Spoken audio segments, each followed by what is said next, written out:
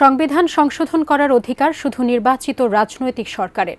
যেন কেউ আর গণতন্ত্র হরণ করতে না পারে, সেজন্য সবাইকে সতর্ক থাকার আহ্বান জানিয়েছেন বিএনপির স্থায়ী কমিটির সদস্য অবসরপ্রাপ্ত মেজর হাফিজউদ্দিন আহমেদ। অন্যদিকে বিএনপির স্থায়ী কমিটির সদস্য গয়েশ্বরচন্দ্র রায় জানিয়েছেন, দুর্গাপূজাকে কেন্দ্র করে দেশকে অস্থিতিশীল করার চক্রান্ত করছে আওয়ামী লীগ।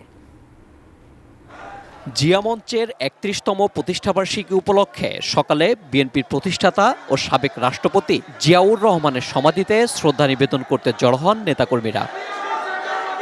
এ সময় গণতন্ত্র পুনঃপ্রতিষ্ঠা করতে তারেক রহমান সহ বিএনপির সব নেতাকর্মীদের নামে করা মামলা প্রত্যাহারের জন্য অন্তর্বর্তীকালীন সরকার প্রধানের প্রতি আহ্বান জানান গয়েশ্বরচন্দ্র রায়। তিনি বলেন, অন্তর্বর্তীকালীন সরকার নির্বাচিত সরকার নয়, তারা আন্দোলনের ফলে সরকারে এসেছেন।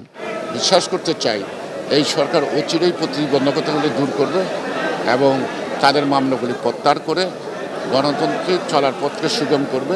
অন্যদিকে রিপোর্টার্স ইউনিটি মিলনায়তনে জাতীয়তাবাদী মুক্তিযোদ্ধা দলের আলোচনায় বিএনপির স্থায়ী কমিটির সদস্য অবসরপ্রাপ্ত মেজর হাফিজউদ্দিন আহমেদ প্রশ্ন তোলেন, রাজনৈতিক দলের প্রতি অন্তর্বর্তী সরকারের এত অনীহা কেন? সুস্বাদু বাদাম, তিল আর স্বাস্থ্যকর গ্লুকোজ সব মিলিয়ে প্রাণ পিনাট বার। স্মার্ট কিছু খাও। যতই পিএইচডি ডিগ্রি থাকুক, এটা দিয়ে আপনারা সংবিধান সংশোধন করতে পারবেন না। আপনারা সুপারিশমালা দিতে পারেন, রাজনৈতিক দলসমূহের সাথে আলাপ আলোচনা করে দেখতে পারেন।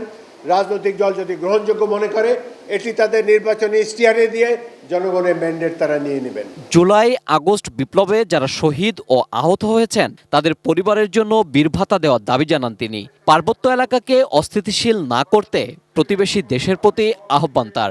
আমি আশা করব আমাদের প্রতিবেশী রাষ্ট্র তাদেরকে আর উস্কানি দেবে না, তাদেরকে ট্রেনিং দিয়ে অস্ত্র হাতে আবার হিল ট্রাক্সের মধ্যে ঢুকাবার চেষ্টা করবেন না। বিএনপি সরকার ক্ষমতায় আসলে দেশের অস্তিত্ব রক্ষায় স্কুল কলেজের ছাত্রদের সামরিক প্রশিক্ষণ দেওয়া হবে বলে জানান মেজর হাফিজউদ্দিন আহমেদ। সকল ছাত্রকে সামরিক প্রশিক্ষণ দেওয়া হবে। Mujahidul Islam, ATN news, Dhaka.